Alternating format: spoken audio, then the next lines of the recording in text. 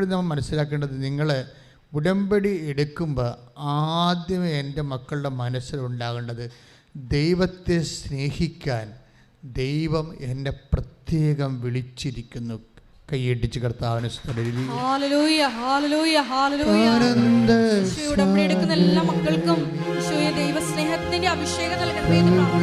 അതെന്താ സംഭവിച്ചാല്, നമ്മളെ ഉടമ്പടിയുടെ ഒരു പ്രധാനപ്പെട്ട ഒരു അനുഭവമാണ് ടൈം ഷോർട്ടണിങ്. ടൈം ഷോർട്ടണിങ് എന്ന് പറഞ്ഞാൽ എന്താ? സമയ ചുരുക്കം. അപ്പോൾ സമയ ചുരുക്കം തന്നെ അല്ല, ലൈറ്റ് വെയ്റ്റനിങ് എന്ന് പറഞ്ഞൊരു പ്രതിഭാസമുണ്ട്. ലൈറ്റ് വെയ്റ്റനിങ് എന്ന് വെച്ച് കഴിഞ്ഞാൽ ഇതിൻ്റെ ഭാരം കുറഞ്ഞു വരിക. ഈ ടൈം ഷോർട്ടണിങ് എന്ന് പറയുന്ന സമയ ചുരുക്കവും ലൈറ്റ് വെയ്റ്റനിങ് എന്ന് പറയുന്ന ഭാരക്കുറവും ഉടമ്പടിയുടെ ഒരു വലിയ അനുഭവമാണ്. ഭാരമെന്ന് ഇപ്പോൾ കഴിഞ്ഞ ദിവസങ്ങൾ എന്താ പറഞ്ഞത്? ഒരു സാക്ഷ്യം എന്ന് പറയണത്, അവർക്ക് എൻ്റെ കലിബറുണ്ട്, അവർ മെറിറ്റോറിയസ് ആണ്, അതുകൊണ്ട് അവരവരിൽ തന്നെ വിശ്വസിച്ചുകൊണ്ട് അവർ IELTS എഴുതുകയാണ്. പക്ഷേ അത് 3 ഫ്ലോപ്പായിപ്പോയി. പിന്നെ അവർക്കത് ഭാരപ്പെട്ട ഒരു വിഷയമായി മാറി. ഭാരപ്പെട്ട വിഷയം എന്ന് പറയണത് നമുക്കറിയാം. ഇപ്പോൾ ചില വീടുകളിലൊക്കെ ഉള്ള ഏറ്റവും വലിയ പ്രശ്നം എന്താ? അവർക്ക് വീട് വെക്കാൻ പറ്റണില്ല. എന്താ വീട് വെക്കാൻ പറ്റാത്തത്? അവരുടെ പേര് സ്ഥലമില്ല. എന്താ സ്ഥലമില്ലാത്തത്? ഭാഗോടമ്പടി ചെയ്തിട്ടില്ല. എന്താ ഭാഗോടമ്പടി ചെയ്യാത്തത്? മുന്നാധാരമില്ല. ഇങ്ങനെ കുറേ പ്രശ്നങ്ങളാണ്. അപ്പോൾ വർഷങ്ങളായിട്ട് അപ്പൂപ്പന്മാരുടെ കാലം മുതലേ മുന്നാധാരമില്ലാതെ തറവാടിൻ്റെ പൊതു സ്വത്തായിട്ട് കിടക്കണമ്പോൾ നമ്മൾക്ക് അവിടെ വീട് വെക്കാൻ പറ്റത്തില്ല. നിന്ന് താമസിക്കുന്ന വീട് നമ്മൾ താമസിച്ച് ഉറഞ്ഞ് താഴെ വീഴുന്നതല്ലാതെ ഒന്നും ചെയ്യാൻ പറ്റത്തില്ല. മെയിൻ്റനൻസ് ചെയ്ത് കഴിഞ്ഞാൽ ഉടനെ അടുത്ത അവകാശം കൊണ്ട് കേസ് കൊടുക്കും. അതാണ് പ്രശ്നം. മെയിൻ്റനൻസ് പോലും തൊടാൻ പറ്റുന്നില്ല. ഇതാണ് ഭാരപ്പെട്ടെന്ന സംഭവം. ഈ ഭാരപ്പെട്ട വിഷയം ഉടമ്പടി എടുക്കുമ്പോൾ വെറും 45 ഡേയ്സിനുള്ളിൽ ഇത് ലഘുവായിട്ട് വന്നത് കാണാം. അതാണ് ഈ ലൈറ്റ് വെയ്റ്റനിങ് എന്ന് പറയുന്നത്. ഇതുപോലെ തന്നെയാണ് അവർക്ക്. ഇപ്പോൾ കഴിഞ്ഞ ദിവസങ്ങളിലൊരു സാക്ഷ്യം എന്ന് പറയണത്, മകളുടെ ഇപ്പം സുകുമാരൻ്റെ മുരട് മൂർക്കം പാമ്പിൻ്റെ ഇടയിലൂടെ സുകുമാരൻ്റെ അമ്മയുടെ കരഗ്രഹിച്ചുള്ള സുകുമാരൻ്റെ ആത്മീയ യാത്രയെന്ന് പറഞ്ഞൊരു സാക്ഷ്യമുണ്ട്. എൻ്റെ അമ്മയെ ഇട്ടപ്പോൾ തന്നെ ഇപ്പോൾ 1 ലക്ഷത്തോളം അടുത്തായി. അതെന്താ കാര്യം? മുരട് മൂർക്കം പാമ്പ്, ഇതിൻ്റെ ഇടയിലൂടെ പരിശുദ്ധ അമ്മയുടെ കരം ഗ്രഹിച്ചുള്ള സുകുമാരൻ്റെ ആത്മീയ യാത്ര. എന്താ അവരുടെ വിഷയം? എന്താ അതിൻ്റെ വിഷയം എന്ന് പറയണത്, അയാളുടെ അദ്ദേഹത്തിൻ്റെ മകള് MBBS സ്റ്റുഡൻ്റാണ്. അപ്പോൾ MBBS സ്റ്റുഡൻ്റായ, പക്ഷേ എന്താ പ്രോബ്ലം എന്ന് വെച്ച് കഴിഞ്ഞാൽ ഇവളുടെ സബ്ജക്റ്റ് വൈസ് ഒക്കെ ക്യാച്ച് ചെയ്യാൻ പറ്റണില്ല. അത് ഭാരമാണ്. നമ്മൾ സംസാരിക്കുന്നത് ലൈറ്റ് വെയ്റ്റനിങ്ങിനെ കുറിച്ചാണ്. അതായത് ലഘുത്വം, ഭാരലഘുത്വത്തെക്കുറിച്ച് സംസാരിക്കേണ്ടത്. ഉടമ്പടിയുടെ ഒരു പ്രധാനപ്പെട്ട ഇഫക്റ്റാണ് ഈ ഭാരലഘുത്വം. ആ സുകുമാരൻ്റെ സാക്ഷ്യം അത് ഭയങ്കര സാക്ഷ്യമാണ്. എന്ന് വെച്ച് കഴിഞ്ഞാൽ അവരെന്നാ ചെയ്താൽ, മകൾ അവിടുന്ന് ഇട്ടിട്ട് പോന്നു. ഹോസ്റ്റലിൽ നിൽക്കാൻ പറ്റാത്ത രീതിയിൽ പഠനം കണ്ടിന്യൂ ചെയ്യാൻ പറ്റണില്ല. അതൊരു ഡിപ്രഷൻ മോഡിലായിപ്പോയി ആൾ. നമുക്കറിയാം, ഒത്തിരിയേറെ ഡിപ്രഷനുള്ള ആൾക്കാർ ഇവിടെ വരും. അവർക്കുള്ള കപ്പാസിറ്റികളൊക്കെ കൂടുതലാണ് അവർക്ക് അഭിമുഖീകരിക്കേണ്ടി വരുന്ന ജീവിത ഉത്തരവാദിത്വം. അങ്ങനെ വരുമ്പോൾ ചിലർ ഡിപ്രസ്ഡ് മോഡലാവും. കാര്യം ഒന്നും ചെയ്യാൻ പറ്റത്തില്ല. നമ്മൾ അവസാദമെന്ന് പറയും. ഭാരം മനസ്സിന് താങ്ങാൻ പറ്റാത്ത രീതിയിലാകുമ്പോൾ അവിടുന്ന് സാധാരണ മനുഷ്യൻ ചെയ്യണത് എന്താ? അവിടുന്ന് ഒന്നെങ്കിൽ കൂട് വിട്ടു പോരും, അതിന് ആത്മഹത്യ എന്ന് പറയണത്. ചില ആൾക്കാർ നാട് വിട്ടു പോയി കളയും. വീട്ടിൽ കടം കയറിയ കഴിഞ്ഞാൽ ആൾക്കാർ പോയി കളയത്തില്ലേ, അതിന് നാട് വിട്ടു പോകും. ആത്മഹത്യ ചെയ്തതിനെ കൂട് വിട്ടു പോകും. ഈ ഡിപ്രഷൻ നിസ്സാര കാര്യമല്ല. താങ്ങാൻ പറ്റത്തില്ലെന്ന് ഒരാൾക്ക് തോന്നിക്കഴിഞ്ഞാൽ പിന്നെ അവർ ഉടനെ അവിടുന്ന് ഒഴിവെടുത്തിട്ട് ചിലപ്പോഴവർ വിശ്വാസമില്ലാത്തവരുടെ ആത്മഹത്യ ചെയ്യും, അല്ലാത്തവർ രാജ്യം വിട്ടുപോകും, അല്ലാത്തൊരു വട്ടായിട്ട് തന്നെ തുടരും. വട്ടായിട്ട് തുടരണം. വീട്ടിൽ തന്നെ ഉണ്ടാകും, പക്ഷേ വട്ടായി പോകും. ഒട്ടാരം തുടരുന്നതിൻ്റെ ഉദ്ദേശം എന്ന് വെച്ച് കഴിഞ്ഞാൽ പിന്നെ അവർ ആരും ആക്രമിക്കത്തില്ല. കടക്കാർ വന്നാലും വെളിവില്ലാത്ത മനുഷ്യരോട് എന്ത് സംസാരിക്കാനാണ്? ഭാര്യക്കാണെങ്കിൽ പോലും കുടുംബത്തിൽ പൈസ ഇല്ല എന്നുണ്ടെങ്കിൽ മകളുടെ ഹോസ്റ്റൽ ഫീസ് ഇല്ലെങ്കിൽ ഈ മാനസിക രോഗമുള്ള ആളോട് എന്ത് സംസാരിക്കാനാണ്? അപ്പോൾ അതിൽ നിന്ന് ഒളിച്ചോടാൻ വേണ്ടി സ്വയമായിട്ടൊരു മനുഷ്യൻ കണ്ടുപിടിക്കുന്ന മാർഗമാണ് ചില സൈക്കോസിസായിട്ട് വരുന്ന രോഗങ്ങൾ. എല്ലാം അങ്ങനെയാണെന്നൊന്നും ഞാൻ പറയണില്ല. ചിലതെല്ലാം ഇതുപോലെ ഫ്ലീയിങ് ആയിട്ടുള്ള ടെൻഡൻസിയാണ്. ഒന്നെങ്കിൽ വീട്ടിൽ തന്നെ അവർ മനസ്സ് വിട്ടു പോകും, വീട്ടിൽ തന്നെ ഉണ്ടാകും, അല്ലെങ്കിൽ വീട് വിട്ടു പോകും, അല്ലെങ്കിൽ രാജ്യം വിട്ടു പോകും. ഇങ്ങനെ ഒരു വ്യത്യസ്തമായ, അതാണ് ഈ ഡിപ്രഷൻ എന്ന്. അപ്പോൾ ഈ ഭാരം ചികിത്സിക്കപ്പെടേണ്ട ഒരു വിഷയമാണ്. ഭാരമെന്ന് പറയുന്നത്, മനസ്സിൻ്റെ ഭാരം ശരിക്കും ചികിത്സിക്കപ്പെടേണ്ട വിഷയമാണ്. അത് ഡൈക്കാർഡിന മോർഫിനെ കഴിച്ചിങ്ങനെ മയങ്ങിയിരുന്നത് കൊണ്ടൊന്നും അതൊക്കെ കണ്ണിപ്പൊടിയിടാനേ പറ്റത്തുള്ളൂ. അത് ഡയറക്റ്റ്. അതുകൊണ്ടാണ് ഈശോ പറയണത്, അധ്വാനിക്കുന്നവനെ, ഭാരം വഹിക്കുന്നവനെ നിങ്ങൾ എൻ്റെ അടുത്ത് വരിക, ഞാൻ എന്ത് ചെയ്യും? ഞാൻ നിങ്ങളെ ആശ്വസിപ്പിക്കാം. എന്താ കാരണം? ഞാൻ ശാന്തശീലനാണ്, പിന്നെന്താണ്? വിനീത ഹൃദയനാണ്. എന്ത് ചെയ്യണം? നിങ്ങൾ എന്നിൽ നിന്ന് പഠിക്കണം. അപ്പോൾ വ്യഗ്രത കാണിക്കരുത്. ഉടനെ വണ്ടിയുടെ അകത്ത് കിടന്ന് ഓടാൻ നോക്കരുത്. ഉടനെ വണ്ടിയുടെ അകത്ത് കിടന്ന് ഓടി വണ്ടിക്ക് മുമ്പ് എത്താൻ വേണ്ടി വ്യഗ്രത കാണിക്കരുത്. നിങ്ങൾ എന്നിൽ നിന്ന് പഠിക്കണമെന്നാണ് പറയണത്. ക്രിസ്തുവിൽ നിന്ന് പഠിക്കണം വേണ്ടത്. വെച്ചാൽ എല്ലാ വിഷയങ്ങൾക്കും അതിൻ്റേതായിട്ടുള്ള കാലികമായിട്ടുള്ള സൊല്യൂഷൻസ് ഉണ്ടാകും. അതുവരെ യു മസ്റ്റ് വെയിറ്റ്. അച്ഛൻ പറഞ്ഞ മനസ്സിലായില്ലേ? ഈശോയിൽ നിന്ന് പഠിക്കുക എന്ന് വെച്ച് കഴിഞ്ഞാൽ ഈശോയുടെ ഒരു സമീപന രീതിയുണ്ട് വിഷയങ്ങളോടുള്ള. നമ്മൾക്ക് ആ വിഷയം അപ്പം തന്നെ പരിഹരിക്കണമെന്നാണ് നിങ്ങൾ പറയണത്. ചില വിഷയം അപ്പം തന്നെ പരിഹരിക്കാൻ പറ്റത്തില്ല. വെയിറ്റ് ആൻഡ് സീ ആണ് ചില വിഷയങ്ങൾ. ഇപ്പം തന്നെ ഉദാഹരണത്തിന് take the word of God 11:28 മത്തായി ശ്ലീഹ സ്തുതിക്കട്ടെ. അധ്വാനിക്കുന്നവരും ഭാരം വഹിക്കുന്നവരുമായ നിങ്ങളെല്ലാവരും എൻ്റെ അടുക്കൽ വരുവിൻ. അപ്പോൾ എല്ലാവരെയും വിളിച്ചിരിക്കുകയാണ്, എല്ലാ ജാതിക്കാരെയും വിളിച്ചിട്ടുണ്ട്, ക്രിസ്ത്യൻസിനെ മാത്രമല്ല. മനസ്സിലായില്ലേ? ഈശോയുടെ വചനത്തിൻ്റെ ഒക്കെ രീതി, അഡ്രസ്സിങ് ഭയങ്കരമാണ്. പബ്ലിക് അഡ്രസ്സിങ് ആണ്. പിന്നെ ഇത്തിരി കടിക്കട്ടുകായിട്ടുള്ള കാര്യങ്ങൾ പറയുകയാണെങ്കിൽ ഈശോ ശിഷ്യന്മാർ അത് മനസ്സിലാക്കാൻ പറ്റുന്ന രീതിയിൽ ശിഷ്യന്മാരുടെ മാത്രം പറയും. അത് രഹസ്യമായിട്ടേ പറയത്തുള്ളൂ. അത് ബൈബിളിലതുണ്ട്. പക്ഷേ പൊതുകാര്യങ്ങൾ, പൊതുജീവിതത്തിലെ കാര്യങ്ങൾ ഓപ്പൺ ഫോറത്തിലാണ് ഈശോ സംസാരിക്കുന്നത്. വെച്ചാൽ പുറത്ത് പബ്ലിക്കാണ്. അതാണ് അധ്വാനിക്കുന്നവരും ഭാരം വഹിക്കുന്നവരായ നിങ്ങൾ എല്ലാവരും. എല്ലാവർക്കുമാണ് മുൻതൂക്കം. അല്ലാതെ ഈശോനെ ആദ്യം ഈശോനെ ബാപ്റ്റിസം വഴി സ്വീകരിച്ച ആൾക്കാർ മാത്രമല്ല, എനിബഡി ഈശോനെ കേൾക്കാൻ മനസ്സുള്ള എല്ലാവരെയുമാണ് ഈ ആശ്വാസത്തിലേക്ക് വിളിച്ചിരിക്കുന്നത്. അത് നിങ്ങളെല്ലാവരും എൻ്റെ അടുത്ത് വരിക. അടുത്ത വചനം വായിച്ചേ. ഞാൻ നിങ്ങളെ ആശ്വസിപ്പിക്കാം. ഇന്ന് ലോകത്തിൽ ഒരു മനുഷ്യനും ഈ മനുഷ്യരാശിയോട് സംസാരിക്കാത്തൊരു സംഭവമാണ്. എന്താണ്? ഞാൻ നിങ്ങളെ ആശ്വസിപ്പിക്കാം. നമുക്കെത്രയോ സമാരാധ്യന്മാരെ മതസ്ഥാപകരും അതുപോലെ തന്നെ ലോകഗുരുക്കളൊക്കെ ഉണ്ടെങ്കിലും മനുഷ്യനെ ആശ്വസിപ്പിക്കാമെന്ന് അവൻ്റെ മുഖത്ത് നോക്കി ജാതിയും മതവും നോക്കാതെ പറഞ്ഞ ഒരേ ഒരാളാണ് ഈശോ. അതാണ് ഈശോയുടെ ദൈവത്വം എന്ന് പറയണത്. കൈ ഇട്ടിച്ച് കർത്താവിനെ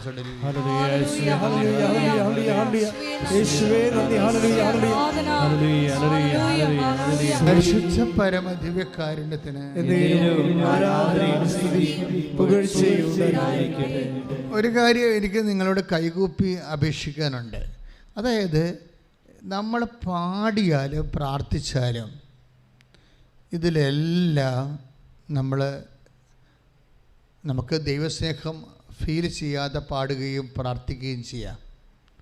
പക്ഷേ നിങ്ങൾക്ക് ദൈവ അനുഭവം വേണമെന്നുണ്ടെങ്കിൽ when you sing with a love of God, ദൈവസ്നേഹത്തോടെയാണ് അത് പാടേണ്ടത്.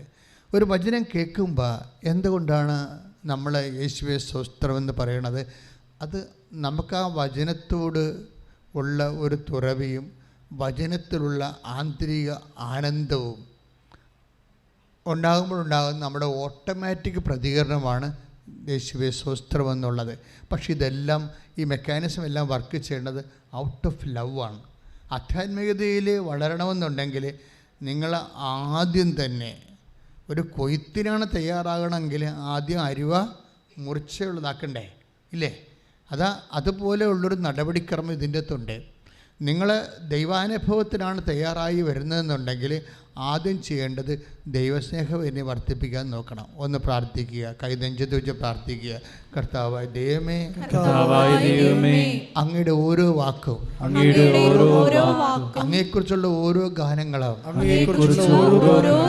അങ്ങയുടെ നാമത്തിലുള്ള ഓരോ പ്രവർത്തികളും കടുത്ത ദൈവസ്നേഹത്തോടെ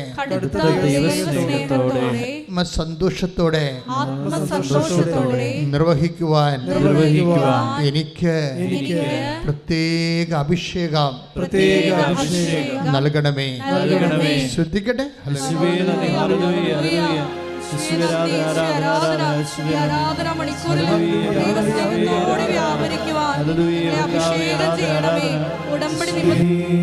പരിശുദ്ധ പരമദിവ്യകാരുണ്യത്തിന്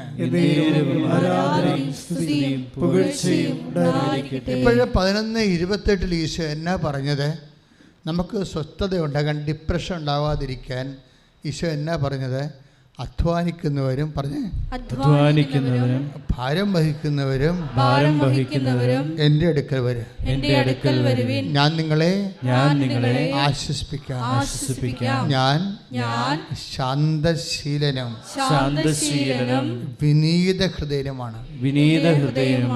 എന്നിൽ നിന്ന് പഠിക്കുവേൻ. ഇപ്പൊ 2 കാര്യങ്ങളാണ് ഈശോയിൽ നിന്ന് പഠിക്കേണ്ടത്. ഒന്നെന്താണ്? ശാന്തശീലത. ഹറിബറി ആക്കരുത്, ധൃതി കാണിക്കരുത്. മനസ്സിലായില്ലേ? ധൃതി കാണിച്ചാൽ ധൃതിക്കാരെല്ലാവരും അഹങ്കാരികളാണെന്നാണ് വചനം പറയുന്നത്. അഹങ്കാരമാണ് പ്രശ്നം. നിങ്ങൾ ആരോ വലിയ കൊണാണ്ടറാണെന്ന് നിങ്ങൾ ധരിക്കുന്നു. അതുകൊണ്ട് അത് അംഗീകരിക്കാത്ത സമൂഹത്തിൽ അവരെ നിങ്ങൾ അറ്റാക്ക് ചെയ്യുന്നു. അങ്ങനെയാണ് ഇഷ്യൂ ഉണ്ടാകണത്. മനസ്സിലായില്ലേ? നിങ്ങൾ ആരോ ആണെന്നുള്ളത് നിങ്ങൾ ധരിക്കുന്നു. നിങ്ങളുടെ വിദ്യാഭ്യാസം, നിങ്ങളുടെ ജാതി, നിങ്ങൾ വളർന്നു വന്ന സാഹചര്യം, നിങ്ങളുടെ ഇത്രയും നാളുള്ള നിങ്ങളുടെ റെസ്യൂം, ബയോഡേറ്റ, അതിലൂടെ നിങ്ങൾ വളർന്ന് വന്നിട്ടുള്ള എല്ലാത്തിനെയും ഇടിച്ച് പൊടിച്ച് തരിപ്പണമാക്കി ഉയർന്നു വന്നിട്ടുള്ള നിങ്ങളുടെ കലിബർ കപ്പാസിറ്റി, അങ്ങനെ അതെല്ലാമായി നിങ്ങൾ നാളെ എപ്പോഴെങ്കിലും ഇതുപോലെ ഇതൊന്നും അംഗീകരിക്കാത്തൊരു വ്യക്തിയുടെ മുമ്പിൽ, ഒരു സമൂഹത്തിൻ്റെ മുമ്പിൽ, ഒരു സാഹചര്യത്തിൻ്റെ മുമ്പിൽ നിങ്ങൾ നിർത്തപ്പെടും. അപ്പോഴെന്ത് പറ്റും? നിങ്ങൾ ഹർട്ടാകും. അതാണ് വിഷയം. അതുകൊണ്ട് ഈശോ എപ്പോഴും ചെയ്യണമെന്ന് വെച്ചാൽ ഹറിബറി കാണിക്കുന്നവർ, ഇപ്പോൾ എല്ലാവർക്കും ഇപ്പോൾ കല്യാണം ഹറിബറി കാണിക്കേണ്ടവരുണ്ട്, ജോലി ഹറിബറി കാണിക്കുന്നത്. കഴിഞ്ഞ ഒരു 10-12 കൊല്ലം മുമ്പ് ഒരു ലേഡി എൻ്റെ അടുത്ത് വന്ന് ഒരു തിരി ഇങ്ങോട്ട് തന്നു. അന്ന് ഉടമ്പടി അമ്മ തന്നിട്ടില്ല, വെള്ളത്തിരിയാണ് ഉപയോഗിച്ചിട്ടുണ്ട്. ഒരു തിരി വന്ന് വെച്ച് തന്ന. എനിക്കവളെ പരിചയമുള്ള എൻ്റെ നാട്ടുകാരത്തി ആയതുകൊണ്ട് ഞാൻ പിന്നെ ഒന്നും പറഞ്ഞില്ല. ഞാൻ എന്താ വെച്ചാൽ പരിചയമുള്ള ആളല്ലേ, അടുപ്പമുള്ള ആളെ. അപ്പം ഞാൻ എന്തടിയാന്ന് ചോദിച്ചു. അപ്പോൾ പറഞ്ഞു, ഇത് വെഞ്ചരിച്ചാൽ എനിക്കിപ്പോൾ ജോലി വേണമെന്ന് പറഞ്ഞു. എനിക്കിപ്പോൾ ജോലി വേണമെന്ന് പറഞ്ഞു. എന്താ പറ്റുക? അവളെ TTCയോ BEd കഴിഞ്ഞ് ഇറങ്ങിയതേ ഉള്ളൂ. അപ്പം തന്നെ അവൾ സ്കൂളിൽ കയറണമെന്ന്. അതിന് ഒരു തിരിയും പിടിച്ച് ദൈവത്തിനെ ഭീഷണിപ്പെടുത്താൻ ഇറങ്ങിയിരിക്കുക. അതാണ് പ്രശ്നം. ഞാനത് വെഞ്ചരിച്ച് കൊടുത്തൊക്കെ ജോലി കിട്ടി. പക്ഷെ ഞാൻ അവളുടെ ഒരു കാര്യം പറഞ്ഞു, ഈ മോഡ് നീ ആവർത്തിക്കരുത്. ഈ മോഡ്, ഈ രീതിയിലുള്ള നിൻ്റെ ഈ എന്താണ് ഇപ്പം തന്നെ എടുത്ത പിടിച്ചാൽ എല്ലാം പിടിച്ചടക്കാൻ വേണ്ടിയുള്ള ഈ വ്യഗ്രതയില്ലേ, ഇത് ആവർത്തിക്കരുത്. അറ്റാക്ക് വരെ ഉണ്ടാകും കുറച്ച് കഴിയുമ്പോൾ. കാര്യം ഈ ജീവിതം അങ്ങനെയല്ല, സാഹചര്യങ്ങൾ അങ്ങനെയല്ല. എപ്പോഴെങ്കിലും ഒരു സംഭവം നടന്നു എന്ന് പറഞ്ഞ് അതേ മോഡിൽ നിങ്ങൾ ദൈവത്തിനെ എപ്പോഴും അളക്കരുത്. അങ്ങനെ വന്നാൽ ഇന്നല്ലെങ്കിൽ നാളെ ദൈവം നിങ്ങളുടെ കൈവിട്ടു പോകും. എന്താ കാര്യം എന്ന് വെച്ച് കഴിഞ്ഞാൽ ദൈവത്തിൻ്റെ രീതിയല്ല നിങ്ങളുടേത്. എന്താ പ്രശ്നം വെച്ചാൽ നിങ്ങളിൽ നല്ലൊരു ശതമാനം അഹങ്കാരമുണ്ട്. ധൃതി കാണിക്കുന്നവരിൽ എന്താ ഉള്ളത്? പരിശുദ്ധാത്മാവ് പ്രവർത്തിക്കാത്ത അഹങ്കാരമുണ്ട്. വലിയ കാര്യങ്ങൾ ദൈവത്തിന് ചെയ്യാൻ പറ്റത്തില്ല. ചെറിയ വല്ല പണി കിട്ടണമൊക്കെ നടന്നു ജോലി കിട്ടും. വലിയ കാര്യങ്ങൾ ദൈവം ഉദ്ദേശിച്ചിട്ടുണ്ടെങ്കിൽ ചെയ്യാൻ പറ്റത്തില്ല ധൃതിക്കാർക്ക്. അതെന്താ കാര്യം വെച്ച് കഴിഞ്ഞാൽ ഈ ഈശോ എന്താ പറഞ്ഞത്? ഞാൻ ശാന്തശീലനാണ്, പിന്നെന്താണ്? വിനീത ഹൃദയനാണ്. ഈ വിനീത ഹൃദയം ഉണ്ടായാൽ മാത്രമേ വലിയ കാര്യങ്ങൾ ചെയ്യാൻ പറ്റത്തുള്ളൂ. അതാണ് മരിയ സ്പിരിച്വാലിറ്റി. അതാണ് ലൂക്ക 1:49. ശ്രുതികട്ടെ ശ്രുതികട്ടെ. Hallelujah hallelujah hallelujah. യേശുവേ നന്ദി, ആരാധന ആരാധന ഹല്ലേലൂയ ഹല്ലേലൂയ ഹല്ലേലൂയ. യേശുവേ നന്ദി കർത്താവേ, സ്തോത്രം യേശുവേ. ആരാധന ആരാധന ആരാധന ആരാധന ഹല്ലേലൂയ ഹല്ലേലൂയ. 49. ലൂക്ക 1:49. ശക്തനായവൻ എനിക്ക് വലിയ കാര്യങ്ങൾ ചെയ്തിരിക്കുന്നു, അവിടുത്തെ നാമം പരിശുദ്ധമാണ്. അതൊക്കെ ഒന്ന് 48 വായിച്ചേ. അവിടുന്ന് തൻ്റെ ദാസിയുടെ താഴ്മയെ കടാക്ഷിച്ചു. അതാണ് സംഭവം. അത് വലിയ കാര്യങ്ങളും മേജർ ഡ്യൂട്ടി വിഷയം. ഉടമ്പടിയെ സംബന്ധിച്ചിടത്തോളം മേജർ ഡ്യൂട്ടിയാണ് ഉള്ളത്. ചെറിയ കാര്യങ്ങൾ ചെയ്യണമെങ്കിൽ വല്ല നൊവേനം കൂടി നിങ്ങളുടെ നാട്ടിൽ തന്നെ അതിനുള്ള സംവിധാനമുണ്ട്. ആലപ്പുഴ വരേണ്ട ഒരു കാര്യമില്ല.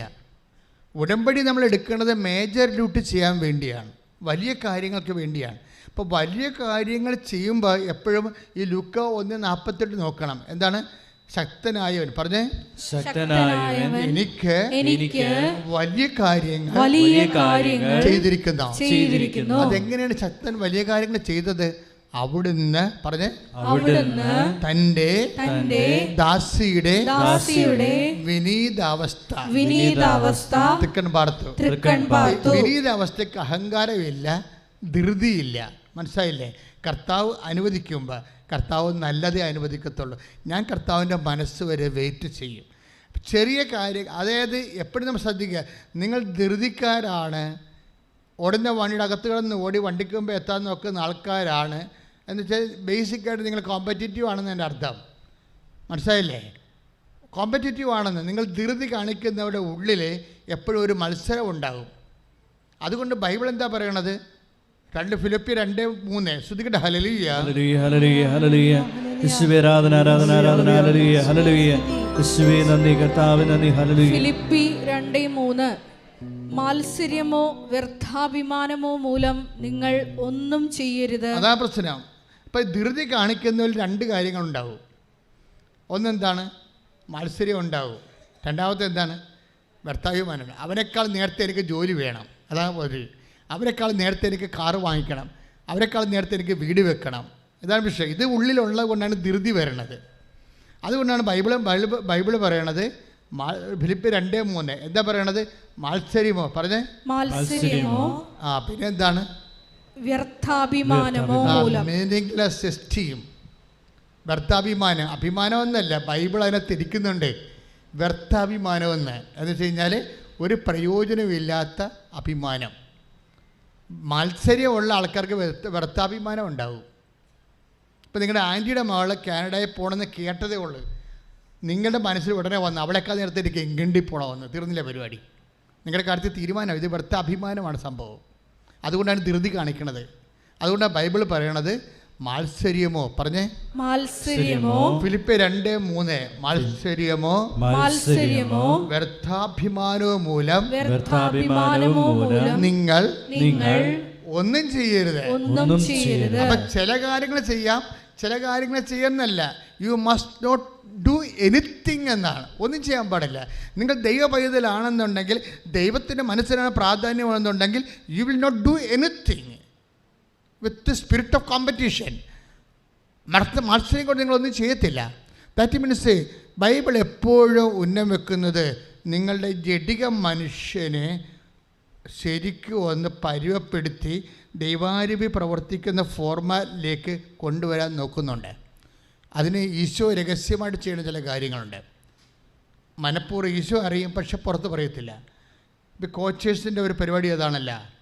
കോച്ച് ചെയ്യുന്ന ആൾക്കാർ അവിടെ ഉള്ളിലൊരു ഉദ്ദേശമുണ്ടാകും. അവർക്കൊരു ടീച്ചിങ് ആയിട്ടുള്ള, ഇപ്പോൾ ടീച്ചേഴ്സിനെ അറിയാം, ഇപ്പോൾ പാഠഭാഗങ്ങൾ പഠിപ്പിക്കുമ്പോൾ ഇതുകൊണ്ട് അവരുദ്ദേശിക്കുന്ന ഈ പാഠം കൊണ്ട് കുട്ടികൾക്കുണ്ടാകേണ്ട ചില ലക്ഷ്യങ്ങളുണ്ട്. അത് കുട്ടികളോട് ചിലപ്പോൾ പറയത്തില്ല.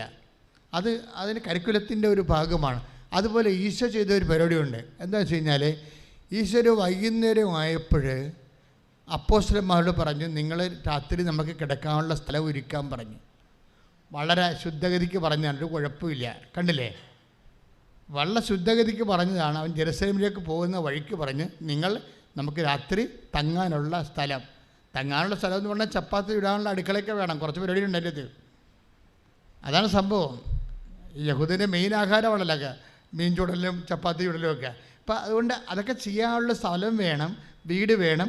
നമുക്ക് 12 പേർക്ക് ഉറങ്ങുകയും ചെയ്യണം. അങ്ങനൊരു സ്ഥലം കണ്ടുപിടിക്കാൻ ഇവരെ ന്യൂട്രലായിട്ട് നേരത്തെ പറഞ്ഞു വിടും. ആരെ വിടണത്?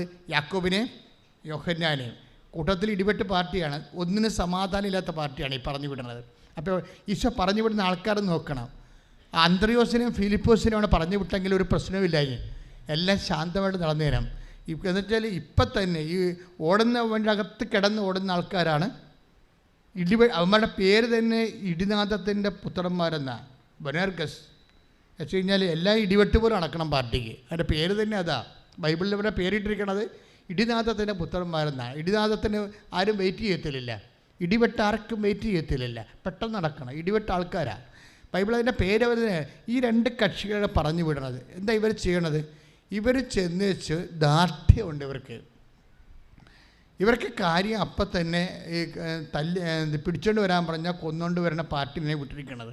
ഇത് ഇവരിൽ പരിശുദ്ധാത്മ പ്രവർത്തിക്കാനുള്ള ചാൻസ് ഇല്ല.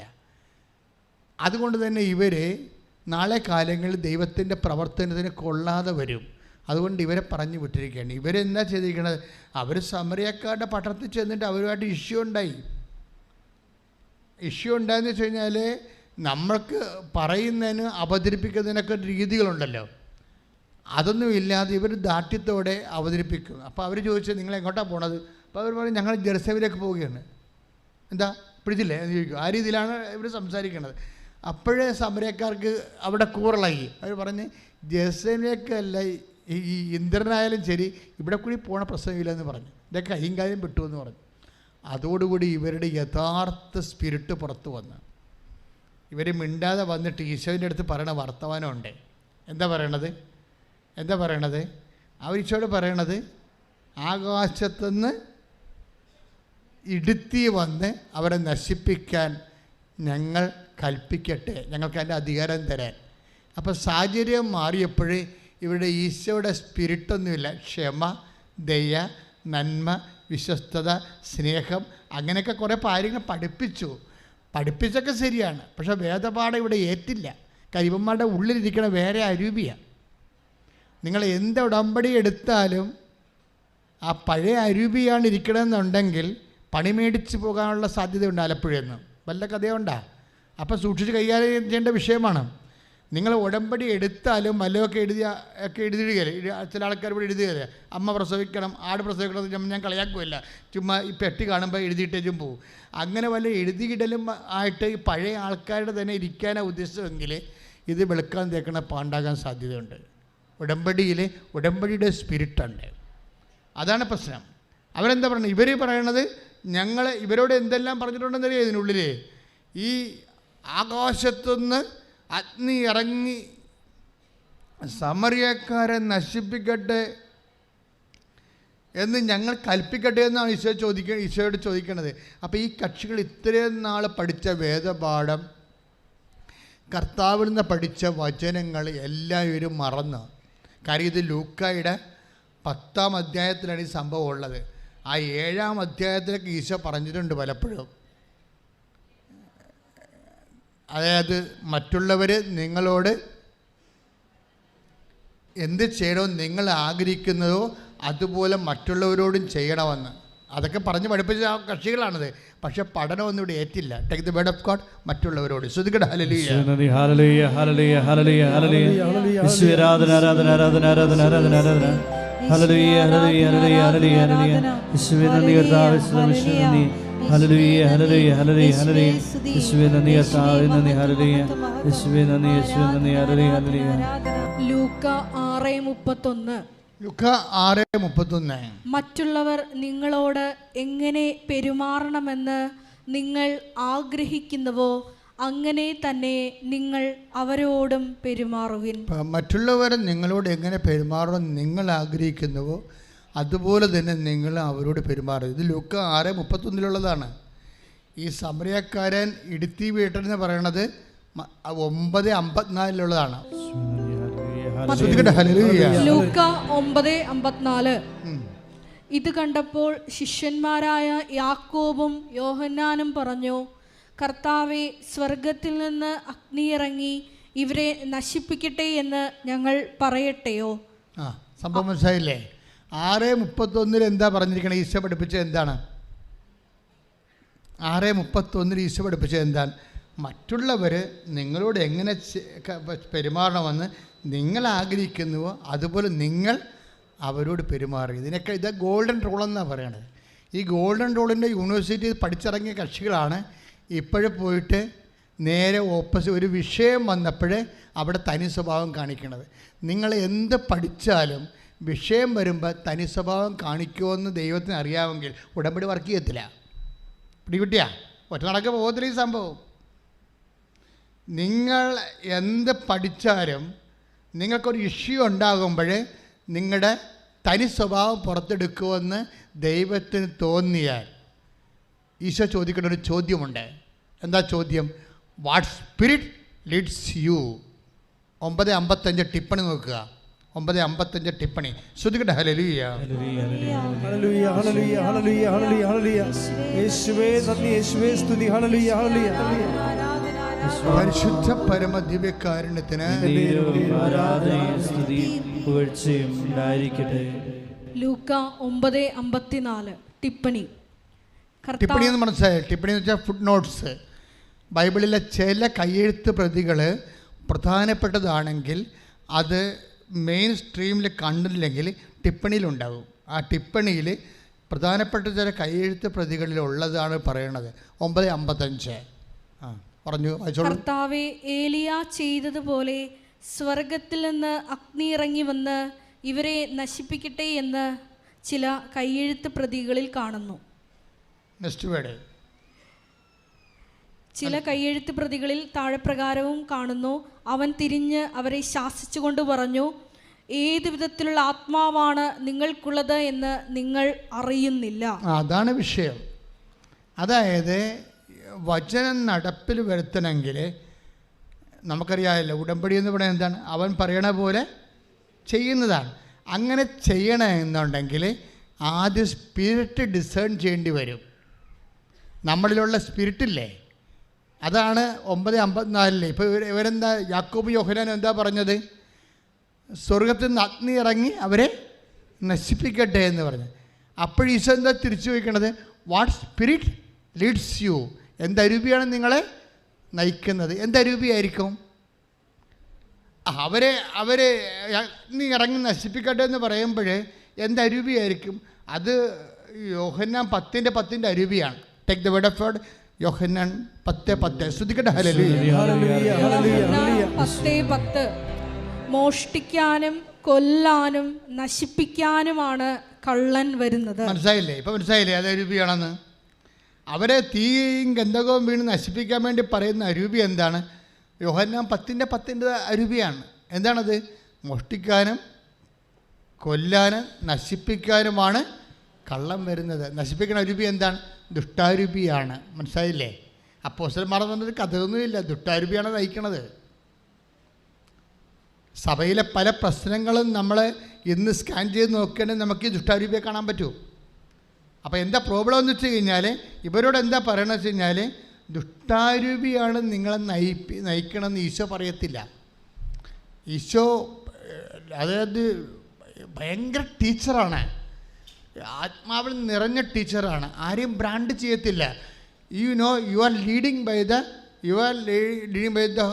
ഈവിൾ സ്പിരിറ്റ് എന്ന് ഈശോ പറഞ്ഞില്ല. You must introspect. നിങ്ങളത് ആന്തരികമായിട്ട് ശോധന ചെയ്തെടുക്കണം. എന്ത് ചെയ്യണം? What spirit leads you? എന്തരൂപിയാണ് നിങ്ങളെ നയിക്കണമെന്ന്. ഇത് ഓരോരുത്തരുടെ ചുമതലയാണ്, വേറെ ആരും പറയേണ്ട ചുമതലയല്ല. നിങ്ങൾ ഓരോ പ്രവർത്തനങ്ങളിൽ നിന്ന് ഓരോ വ്യക്തിയും കണ്ടെടുക്കണം. ഉടമ്പടി ചെയ്യുമ്പോൾ അവൻ പറയണ പോലെയാണ് ചെയ്യേണ്ടതെങ്കിൽ അങ്ങനെ ചെയ്യണമെങ്കിൽ ചുമ്മാ ചെയ്യാൻ പറ്റത്തില്ല. 3 അരൂപിയുണ്ട്. ഏതരൂപിയാണ്? ദുഷ്ടാരൂപി, ലോകാരൂപി, ദൈവാരൂപി. പിടികിട്ടിയ? ക്ലിയർ അല്ലേ?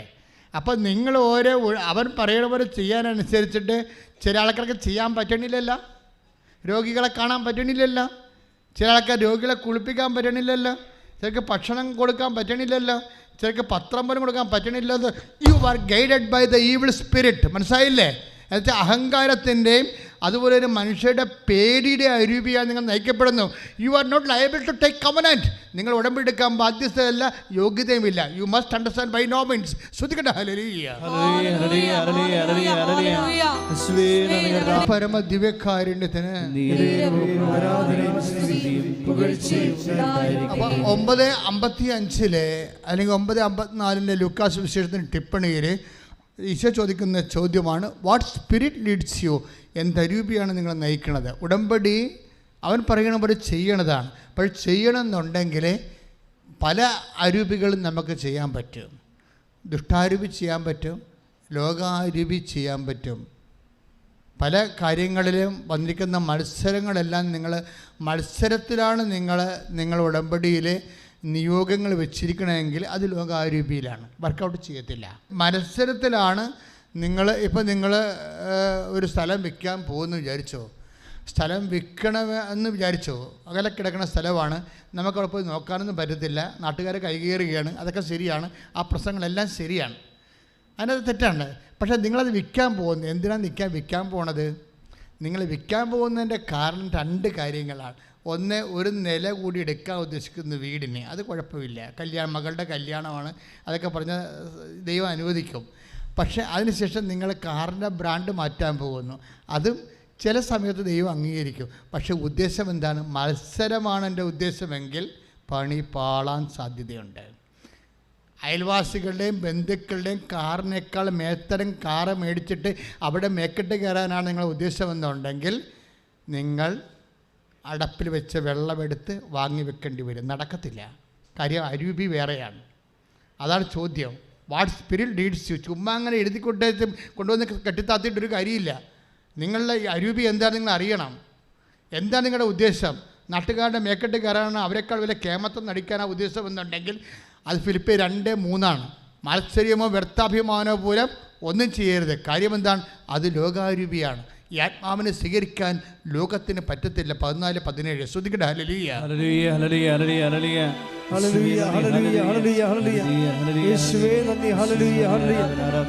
യോഹന്നാൻ 14:17 ഈ സത്യാത്മാവിനെ സ്വീകരിക്കാൻ ലോകത്തിന് സാധിക്കുകയില്ല. പറഞ്ഞേ, ഈ സത്യാത്മാവിനെ സ്വീകരിക്കാൻ ലോകത്തിന് സാധ്യമല്ല. എന്ന് വെച്ചാൽ എന്താ അർത്ഥം എന്നറിയാവോ? ലോക അരൂപിയിലാണ്, മത്സരത്തിലാണ് നിങ്ങൾ നയിക്കുന്നതെങ്കിൽ ആത്മാവിനെ സ്വീകരിക്കാൻ പറ്റത്തില്ല. ഇവിടെ വെച്ച് ചാപ്റ്റർ ക്ലോസ് ചെയ്യാണ്. ചില ആൾക്കാർക്ക് സാക്ഷ്യം പറയാൻ പറ്റും. ചില ആൾക്കാരുടെ ഉടമ്പടി നീലയാണ്. കുറേ നമുക്കറിയാമല്ലോ, ആദ്യത്തെ ഘട്ടത്തിൽ ഉടമ്പടി പച്ചയാണ്, 2ാമത്തെ വർഷം ഉടമ്പടി നീലയാണ്, 3ാമത്തെ വർഷം ഉടമ്പടി വെള്ളയാണ്, 4ാമത്തെ വർഷം ഉടമ്പടി ആഷ് കളറാണ്, മാതാവിൻ്റെ കളറാണ്. ഈ ആഷ് കളർ വരെ എത്തിയിട്ടും സാക്ഷ്യം പറയാൻ പറ്റുന്നില്ലെങ്കിൽ something is rotten somewhere else. എന്തോ ഒരു കുഴപ്പമുണ്ട്. അതാണ് വിഷയം. ഉടമ്പടിയുടെ കളർമാരുടെ കാര്യമില്ല, നിങ്ങളുടെ കളർ ആദ്യം മാറണം. മനസ്സിലായില്ലേ? അത് എവിടെയൊരു കുഴപ്പമുണ്ട്. ഇത്രയും നാളായിട്ട് ആ വിഷയത്തിൽ സമാധാനം ഇല്ലെന്നുണ്ടെങ്കിൽ ചില വിഷയങ്ങളെങ്കിലും അരൂപിയുടെ പ്രോബ്ലമാണ്. എന്താ കാര്യം? ഈ സത്യാത്മാവിനെ സ്വീകരിക്കാൻ, ഉടമ്പടി പ്രവർത്തിക്കുന്ന ആത്മാവിനെ സ്വീകരിക്കാൻ ലോകത്തിന് സാധ്യമല്ല. 14:17 എന്താണ്?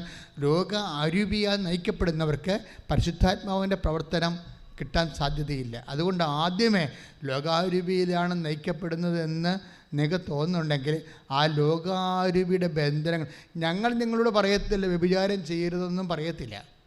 പറഞ്ഞിട്ടുണ്ട്, എവിടെയെങ്കിലും പറഞ്ഞിട്ടുണ്ട്. പാപത്തെ ഞങ്ങൾ ഒരിക്കലും കൃപാസന ധ്യാനങ്ങളിൽ പാപത്തെ ഞങ്ങൾ ഗൺ പോയിൻ്റ് കൊണ്ടുവരത്തില്ല. പക്ഷേ ദൈവസ്നേഹത്തെ കൊണ്ടുവരും. എന്താ കാര്യം വെച്ച് കഴിഞ്ഞാൽ ഇരുട്ടിനെ നമ്മൾ പഴിക്കത്തില്ല, വെളിച്ചത്തിൻ്റെ എണ്ണം കൂട്ടിക്കൊടുക്കും. അതെൻ്റെ കുമ്പസാരത്തിൽ ഞാൻ അങ്ങനെ കഴിഞ്ഞ 36 കൊല്ലമാണ് ചെയ്തിരിക്കണത്.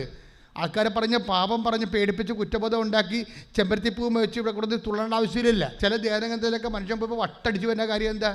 അവ ഇല്ലാത്ത പാപബോധമെല്ലാം കുത്തിക്കയറ്റി അതിനെ പ്രാന്താക്കി കളയും. നമ്മളങ്ങനെ പ്രാന്താക്കത്തില്ല. പക്ഷെ ഞങ്ങൾ ദൈവസ്നേഹത്തെക്കുറിച്ച് പറയുമ്പോൾ നിങ്ങൾ ദൈവസ്നേഹത്തെ അക്സെപ്റ്റ് ചെയ്യാൻ തയ്യാറാകണം. എന്താ കാര്യം എന്ന് വെച്ച് കഴിഞ്ഞാൽ ദൈവസ്നേഹം കുറയുന്ന അനുസരിച്ച് വെളിച്ചം കുറഞ്ഞ ഒരവസ്ഥയില്ല. ആ അവസ്ഥയ്ക്ക് ഇരുട്ടെന്ന പേര്. ക്ലിയർ അല്ലേ? വെളിച്ചം കുറഞ്ഞതെന്ന് പറഞ്ഞൊരവസ്ഥയില്ല. ആ അവസ്ഥയ്ക്കൊരു പേരെന്താണ്? It is darkness. അപ്പോൾ സിൻ അവിടെ ഉണ്ട്. അപ്പോൾ ഓട്ടോമാറ്റിക്കായിട്ട് നമ്മൾ ദൈവത്തിൻ്റെ സ്നേഹം നമ്മളിപ്പോൾ എന്തുകൊണ്ടാണ് അഭ്യാസങ്ങളുള്ളത് ഉടമ്പടിയിൽ? രോഗികളെ കാണുകയും പിന്നെ വസ്ത്രമില്ലാതെ വസ്ത്രം കൊടുക്കുകയും അതുപോലെ തന്നെ ഉപപ്രവർത്തനങ്ങൾ ചെയ്യുകയോ ഒക്കെ ചെയ്യുന്നതിൻ്റെ പിന്നിൽ എന്താ ഉദ്ദേശം? ദൈവസ്നേഹത്തെ ബൂസ്റ്റ് ചെയ്യുകയാണ്. നിങ്ങളുള്ള ദൈവസ്നേഹത്തെ ബൂസ്റ്റ് ചെയ്യുമ്പോൾ ഓട്ടോമാറ്റിക്കായിട്ട് നിങ്ങൾ എന്ത് ചെയ്യണം? ദൈവത്തെ സ്നേഹത്തെ ബൂസ്റ്റ് ചെയ്യുമ്പോഴുണ്ട് അതിൻ്റെ ഇഫക്റ്റായിട്ട് നിങ്ങളിലുള്ള ലോകാരൂപി സബ്സൈഡായി പോകണം.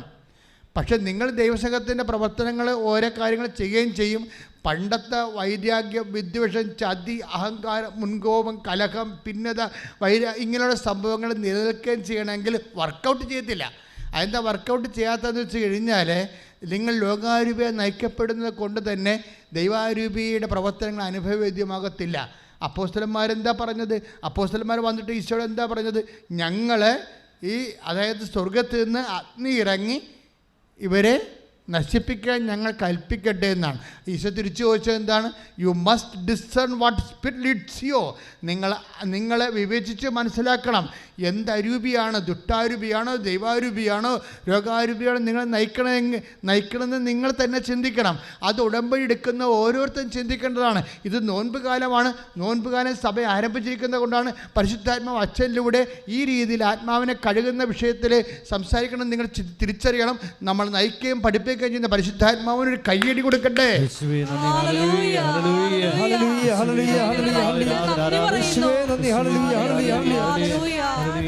മഹത്വം, ആരാധന, ആരാധന. Hallelujah, hallelujah.